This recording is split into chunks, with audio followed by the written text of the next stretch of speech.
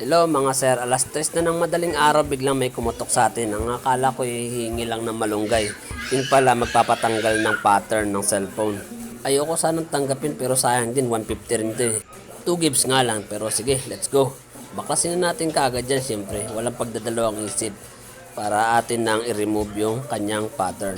Sa mga hindi po nakakaalam, ang pattern po ay kahati po ng linya ng LCD. Kaya po itong daluyan ng linya ng LCD ay hating-hatiin kasi yung kalahati po niyan ay pattern ng LCD. So, kailangan lang po yan, tanggalin lang po yung kalahati.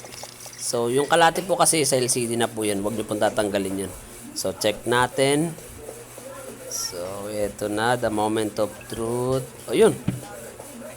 Okay na.